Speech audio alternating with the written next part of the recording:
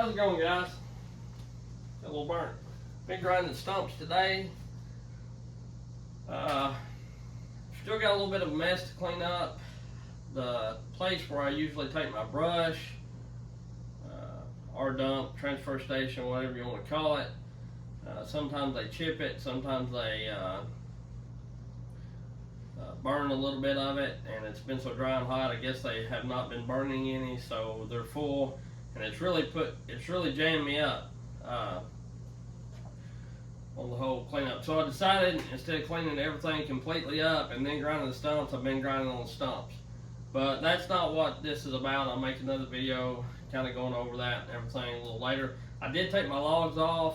That little Coyote tractor did load them all. I measured one of the stumps, which was not the biggest one. It's the one I fell. I was falling and I fell over the short. But where I cut it at, on the short way, it measured 3'4", and the long way, I think it measured 3'6". The other one I cut, the red oak I cut, was somewhat bigger. It probably measured 3'8" or so on the butt. So they were definitely over 3 foot. Now on the small end, hardwoods taper pretty quickly, so they wouldn't, they was probably 30 inches maybe on the small end. But anyhow, got them all took off. They brought pretty decent, but not as much as I would have liked them to brought, but that's the way it always goes. But anyway, I'll make another video talking about that. If y'all are interested, let me know. Today, or this evening, what I want to talk about is the Egan Straight Shot versus the West Coast Bark Box. And if you watch the channel very much, or anyhow, I'm gonna try to put this out pretty quick. So West Coast Saw is having a Labor Day sale. I ordered some parts, and quite a bit of money is off. I think if you order over $150 worth, it's 20% off maybe. It's 15, 20, and maybe 30% off, or 10, 15, and 20. I can't remember, but they're having a pretty good sale nonetheless. So if you're needing some West Coast Saw product, this weekend would be the weekend to order it. I ordered some stuff for a saw I don't even have yet, but I have plans on buying it. So anyhow, everybody knows, if you watch the channel, I absolutely love West Coast Saw. I run their clutch covers, I run their dogs, I run their, whatever it may be. If you can put it on a saw from them, I pretty much run it. But I had been watching a couple other guys that I watch, and I studied on these exhausts before I ever started running the West Coast Bark Box. And back when I was studying on them, they had been out, but just not been out a terribly long time. And I watched a couple videos on them showing that some give gains, or they seem like they give gains, and then some people said they didn't give any gains. And so I went with the West Coast Saw Bark Box because of, one, for looks. I think they look a little cleaner than the Straight Shot. And for two, that's just pretty much it. But for two, I like West Coast Saw. And so I went with those. And my thought was, even if they don't give much power, which I think they do, I believe they give the saw a little more low end grunt and torque. They may not give them a whole lot more chain speed to make them cut faster and smaller stuff, but I think in the end the Straight Shot and the Bark Box do increase the pull of the saw. But nonetheless, even if they did not give any power gains whatsoever, they let a lot of the heat out of the saw. And if you're running a ported saw or even just regular saws, that's a big plus to get the heat out of the saw if you run one very much at all. But now I'm getting, I run them for a long while and it seemed like it helped the saw out quite a bit. But then I got the ported saws, and some of the guys that I watch pretty regular, Aaron A. Lynch for is one of them. He bought himself a 500i. He ported my 500i, and he ordered the Egan Straight Shot for his 500i. And it really seemed like it made it a whole lot more crispy sounding. Like some of the 500s tend to bounce off the rev limiter or 4-stroke, however you want to call it. I don't really know that they're 4-stroking. I think they're more or less bouncing off the rev limiter, just due to the fact that, and they may not be. They may be running a little fat just because you changed the parameters or whatever. But nonetheless, his seemed like it run really well, for a saw that's not been ported. And then I got to studying again, and the Egan Sense has, they send out a dyno sheet, or they have a dyno sheet of their clutch covers and the power gains, torque and power gains. And I thought, man, them they may give a little more power, And then I went back through, and like a lot of us do, you can find about anything on YouTube. I went back through and started searching Bart Box versus the Straight Shot, And some people tend to think that the Bart Box gives about 10% gains and the Straight Shot could give 20% gains. And one guy I watched that got me really thinking about it is I think it's the 417 Saw Shop. Cajun has a shirt and shouts him out in one of the shorts. I believe that's it. I'm subscribed to the channel. I'd have to look for sure. He's a fan of the Egan Straight Shot because, for one, they're thicker built. I don't know the gauge of stainless they use. Maybe West Coast Saw uses just say a 12 gauge and they use a 10 gauge or something. I don't know if the smaller gauge is thicker. But anyway, what I'm getting at is the Straight Shot is a little thicker. But one thing that I was never really crazy about is it just seemed like that it was a hole in a cover with a big old flappy thing. That, to me, the Straight Shot don't look as clean as the Bart Box. But I thought getting heat out and performance, the saw's for work for me and not just entirely about looks. Don't get me wrong, I don't know, I like them to look as good as they can. But so I ordered one for the 500, and man, it really done really good. It seemed like it gave my saw more power. Even with my saw being ported and running the Bart Box, it seemed like it was more snappy and had a little more pull. Run cleaner sounding, I've got a short of it, me doing a face cut and then me bucking a log, which I know it's two different kind of cuts, but it's the same kind of wood. And I was running a 32-inch bar and it was buried in both instances. So, and the Straight Shot seemed like it was getting through that wood a little better. But I ran it, when you get those Straight Shots, they come with a changeable spark arrestor, and it comes with two screens, a coarse one and then this really fine one. And I don't know if they send two, so you can pick which one you want to run or whatever. I don't know if I've got one loose laying around here still yet or not. I should have, but I'll have to find it. My shop's a mess because I've been down here doing crap and then not picking anything up and stuff like that, things of that nature. So, but anyway, I have one for my 661, but I don't know where it's got off to. I'll have to find it.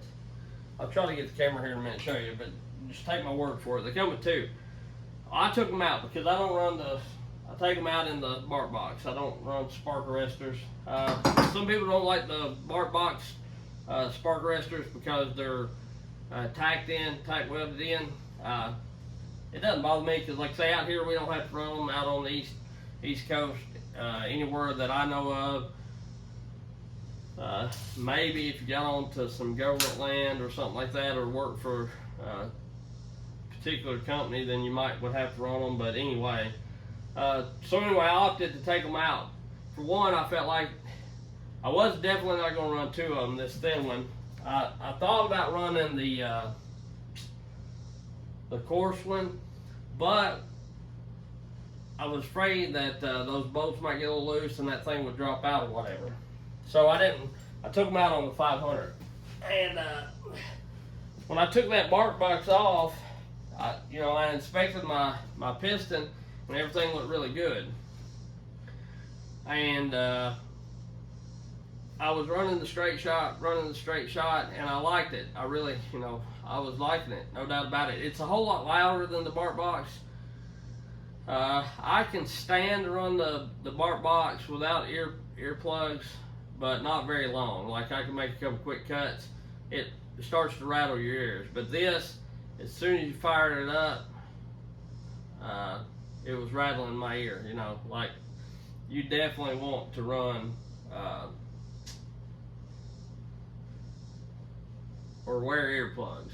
I mean, you ain't got to do nothing, but it's handy to wear them even if with any saw. But a lot of times, I'm not gonna lie, if a saw has a stock exhaust, I don't wear any kind of ear protection, which may be stupid, but the way I figured, if I go half deaf, then I won't have to hear my wife. Just kidding. But anyway, so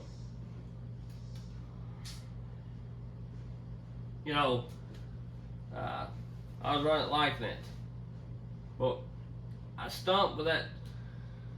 It's so well that I was stumping with that. I picked my 500i, which 500i runs better than the stock 66.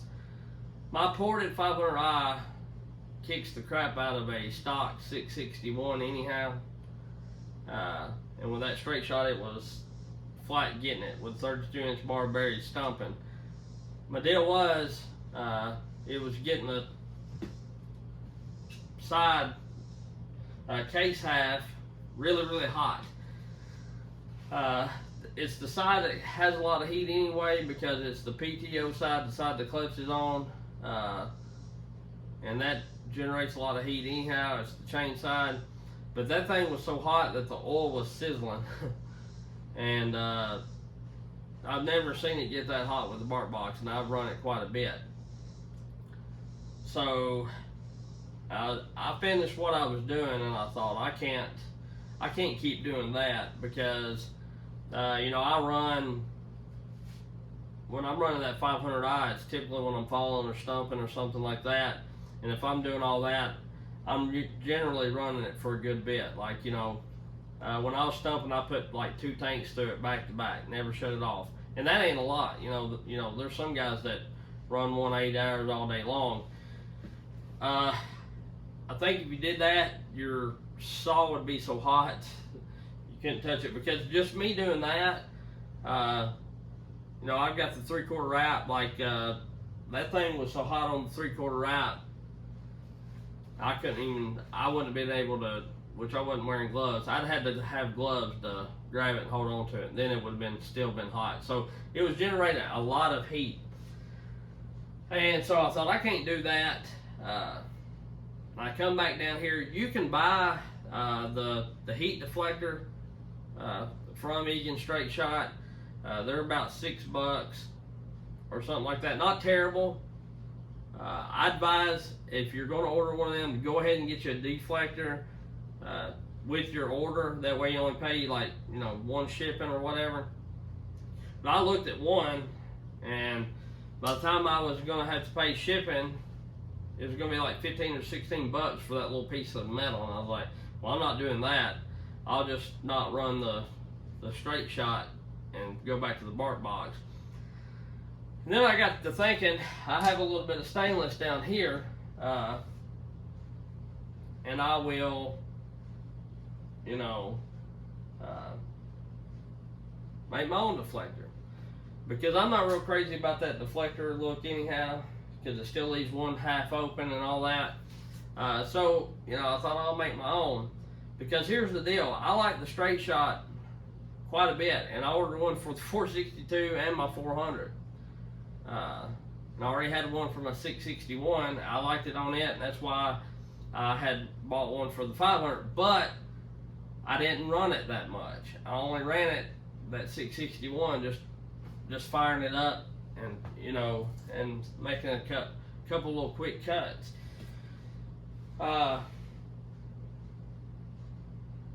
So I said all that to say this: I've got a deflector on it now, and pretty much it's the same sense, which this is my 400 Cajun Belt 400. But I'll show you what I've got. I've got the deflector on here, and all I did was silver solder it on, and I'm not the best at it. It don't look too shabby, but it don't look too great. But this one's a little lower, and the bark box one is too, because on the 400 this humps up, and I guess the 362 would be the same, but on the 462 and the 500 I've got it. And sorry, it's a little dark over here, but I've got them to where they're up above it. See, it'll keep the heat off that case half. I'll bring you over here in the light and show you. It'll keep the heat up off the case half. And you can see I'm running that thick spark arrestor in there, but just one, not took both of them. And I did the same with the 462. You know, and I'm running the spark arrestor in it. Some of my saws are scattered out everywhere, but you know, and they don't look terrible. Once them things get hot, they're gonna be off anyway. So, you know, with me doing all that, will that help? I'm sure it'll keep the heat off, but will that make the straight shots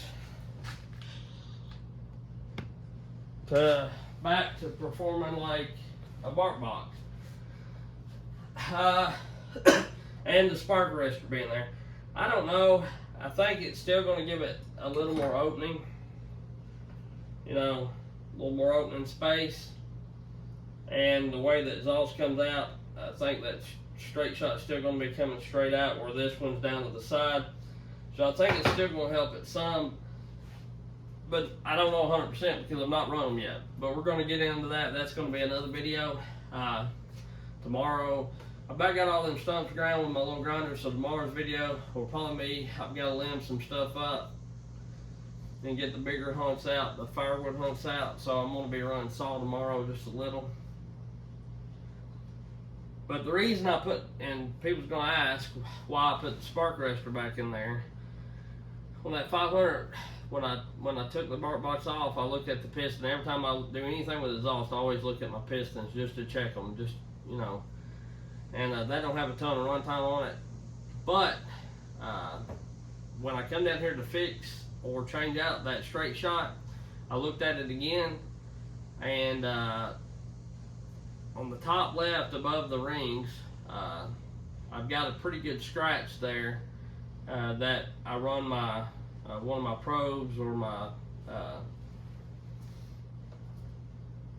whatever these things are, you know, the sharp things. I call them a probe or whatever, but pick, or I can't think of nothing when I'm filming and trying to talk. But anyway, I run that over it to feel it, and you could feel it a little bit.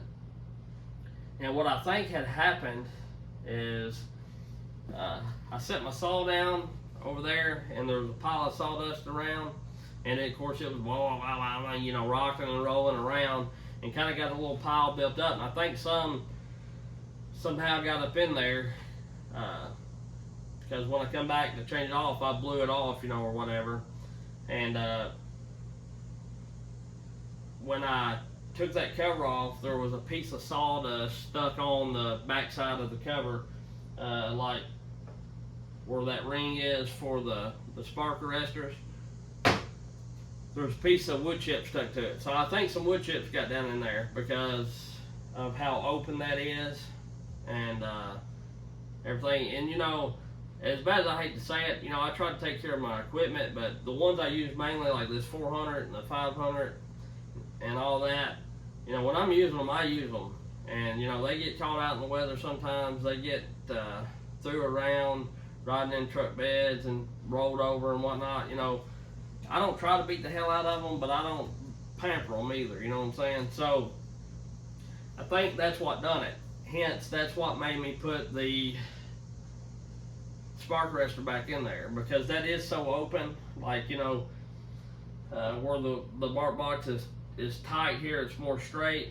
You know, the straight shot comes out like this. You got more room, and I think that's why this was never a problem, because you got this deflector in here and it's kind of tighter. A smaller hole to try to get cracked down in is what I'm getting at versus what these were. And I still think I got more square opening even with the deflectors on there than I do with the bark box. So it should still help out. And you know, I may have to take them off and cut a little away. You know, I may have them too high. Looking at that 500, it looked a little high, but it's a surefire way not to have any heat going on my crap. My 500 more. Yeah, it ain't terribly high, but it's just above the middle. I might take a little bit off of it, but it still sounded pretty good when I fired it up. So yeah, because I got a bigger opening on my 462, I think, than I'll do the 500. Yeah, I do. Now, I might have to take a little bit off that. We'll see how it works out. I don't know if me taking it off will, you know, and grinding that little bit off will be worth it that much. The 500 was the first one I done, so it was a little sloppier, a little more trial and error. So I don't know if it'll be the 1/8 inch that I'm going to take off of it. I don't know if it'll be worth it or not, really. So we'll see.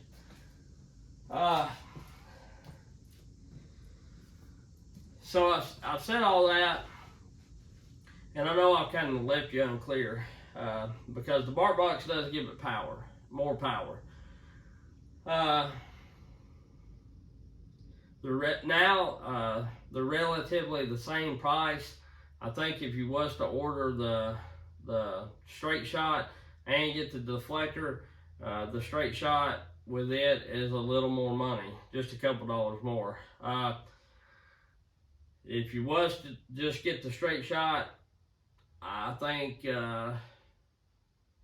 it's a couple dollars cheaper if you get the straight shot without the deflector.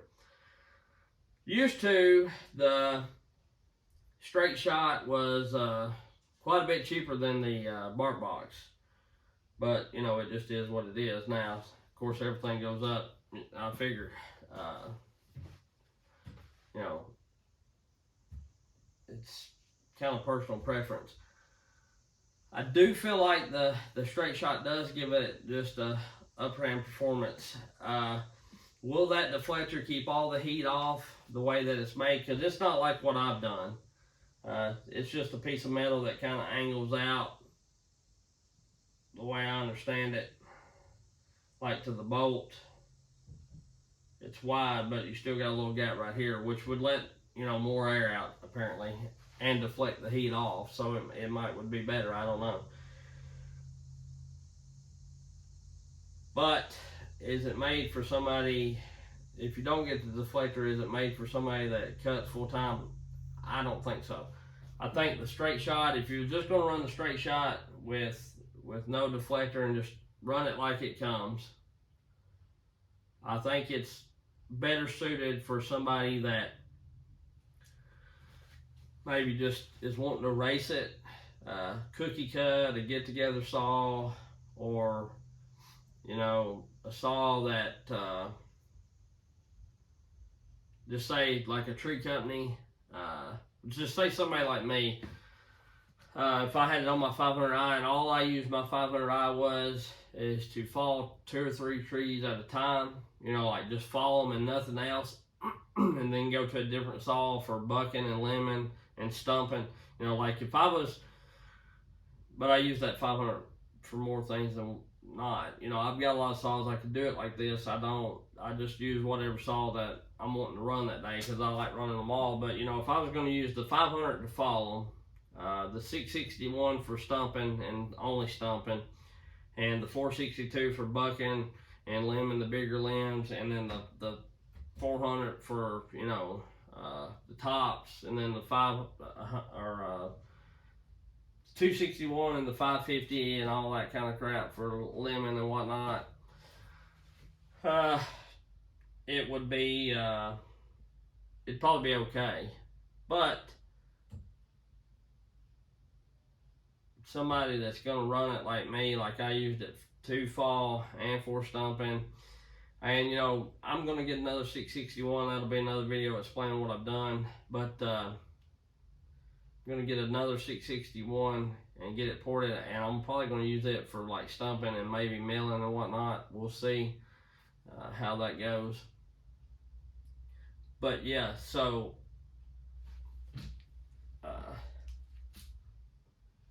with me using my 500 as much as I do, because it's my go-to saw because it's got a lot of grunt. I like running that 462, like cutting bigger tops and whatnot, and bucking smaller like tree logs. I like the 462. I like all my saws. They all run good. But that 500 is my go-to for when I'm needing to get in, you know, when I'm on the grunt, like bucking something pretty thick and whatnot, and wanting something that's pretty lightweight. So I really like running that saw is what I'm getting at. I like the 400 too. I use the 400 to cut all them limbs out of the tops. In my lift videos, I run this 400. That's pretty much primarily my saw. Until I got on up higher and got to the small limbs, then I went to my 261. I had to unbox it because I had it packed up to go to Aaron and John Bob. I'm still going to get those saws ported, and I want to get my 661 ported and my Makita ported and blah, blah, blah. Still got a lot of saws I want to get ported. I just got to get my funds right, you know what I'm saying? I guess probably if I quit buying covers and different things and saws, I probably could have already got them ported right. But anyhow, so that's my thoughts on that. I think the straight shot's all right. I think the West Coast Smart Box was a little more thought out, maybe with the faller in mind, you know, or a guy that uses a saw 8 hours, 8, 10, 12 hours a day, 6 hours a day, whatever you may cut. I think it was a little more, you know, thought out and done for that. And I know there's going to be people that's going to say, oh no, they done it because of this, you know. They probably know Gordy and Mr. Jason Egan, I think that's his name. They probably know him, you know, think they know him, got him on a phone number, got their number on speed dial, kind of know him, you know, and they're going to tell me I'm wrong. But this is just my thoughts on it, you know, and my thoughts don't mean crap other than just me running the saw. I'm just telling you when I ran this straight shot for a long period of time with no deflector on it, just open like it comes. That side of the saw got so hot I couldn't hardly touch it, and the oil was sizzling. And my chain was oiling out at the bar nose, but it felt really dry. You know, it was just weird. It was sizzling. I think it was making the oil off, not down in the galley of the bar, but just on everywhere else. You know, typically, you know, I had oil all up inside the clutch cover and all down it. It's dripping off and everything, and it was all dry and dusty. It was pretty hot. So my thoughts are, I think the West Coast Bark Box is a little more thought out with a faller or a full time. You know, somebody that puts a lot of time on the saw in a day, back to back. I think the straight shot is made was thought out for making power and you know, giving power, and would be good for somebody that's running a saw for cookie cutting or get-togethers, or just like say falling a couple trees here and there, and then they put that saw down or whatever, or maybe even rotate saws out and give the saw a chance to cool down. But I think with the deflector, the straight shot will be okay. Now the deflectors you buy, I have no idea because I've not run them. I wasn't going to pay $15 for one of them to try when I had that here and I could do it myself in like 10 minutes. So, you know, it just is what it is. Is it as pretty as what they would send? Probably not, but will it function just as well? I'm fairly certain. So take that for what it's worth. I do like the straight shot. I do like the Bark Box. I will say that I'm a fan of West Coast Saw, and the reason being, they've done me really, really good over the years, like really over the past few months. Well, about a year that I've used the products. 2 instances, they've really helped me out. One, I accidentally ordered the wrong clutch cover. Emailed them. They hadn't emailed me back by that next morning and told me they'd swap it out. You know, I had ordered just say one for a 500 and I needed one for the 660 one or whatever, and I said I accidentally ordered the wrong one. I still want the clutch cover, but can I swap it out for the 661 clutch cover? And they was like, yeah, no problem, we'll take care of it. Swapped it out, no hassles, no bull crap, and I got the one that I needed or whatever. And then just a couple days ago, I messed up and got in a hurry and cross-threaded one of these captive nut bar nuts. Right here it is. I looked on their website and I couldn't find one for their clutch covers, you know. What I did was I put the clutch cover that I had on the Ripsaw 400 on this Cajun 400 because it's not as big. You can run to reduce weight pretty much, because I run this Cajun built 400 more than I do the Ripsaw one. But you know, if you look, I had that big one, like the old school one, you know, for like a full wrap or whatever, because I bought it before they come out with these. But anyway, I said I've stripped out one of my, or cross-threaded and boogered up one of my captive bar nuts. It was no fault of y'all's. I got in a hurry and done it. I was just wondering if I could purchase one, and wanting to know if I could, you know, get one, and I'll buy it or whatever. And that was like a Sunday night at 9 o'clock, Monday morning by 8 o'clock my time. You know, it's probably when they first opened or something. But anyway, I got a text back saying, you're a very good customer. You've bought numerous of things through us. Don't worry about it. We'll send you a captive bar nut. We appreciate your business. Blah, blah, blah, blah, blah. Really nice. So in return, you know, not that captive bar nut was a lot of money. It was like $4, and then whatever shipping was, you know, it would have cost me $10 for something I needed. I wouldn't have cared to pay it. But they eat the shipping and eat the bar nut, or the captive bar nut. Give it to me. Which, like I say, I know it's not a $150 clutch cover or whatever, but a lot of companies wouldn't have done that and wouldn't have been so quick to respond. So I really, really like West Coast Saw, and in that aspect, for me, and I like other things they have too. They sell a lot more than just clutch covers and bark boxes and dogs. I like their dogs. So anyway, that's why I like West Coast Saw so much. And not saying that the straight shot people wouldn't do that either. I just haven't, you know, ordered as much stuff through them. Another thing, let's talk about dogs. Okay, so I did order me a set of Egan dogs or whatever, 3-point dogs, and they are a little bit cheaper than the West Coast saw dogs, but they're also not as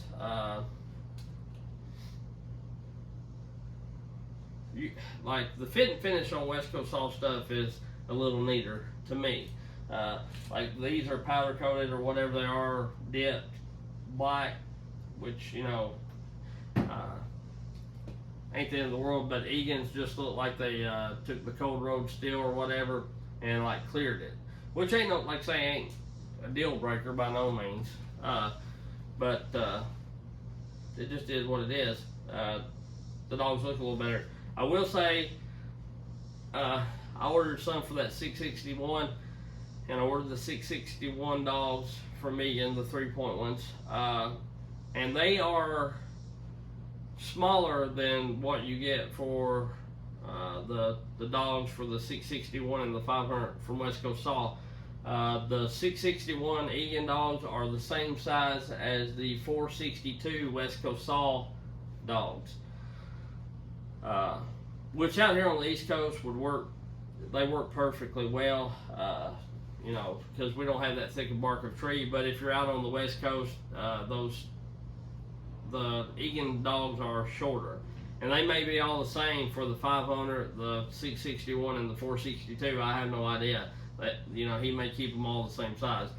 But what I'm getting at is I wanted to compare the differences. I have that set of dogs that I ordered from that other 500i that's coming, if it ever does, that I ordered in April, and I put them up against the ones on the 661, and they're just about identical. They're 1/16 of an inch off in various places from each other, and I thought, well, they're the same, pretty much. But then I remembered I ordered 462 dogs for that 500 because of the whole bark deal. We don't have really thick bark here, so I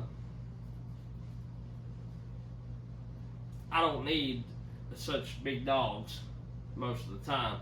And don't get me wrong, sometimes we have trees that's a little barky or whatever, but for the most part, we don't have bark like that. That's what I'm getting at. So anyway, potatoes there to me, but if you're a West Coast guy, the West Coast Saw dogs may suit you better. If you're an East Coast guy, the Egan dogs may suit you better because they're smaller.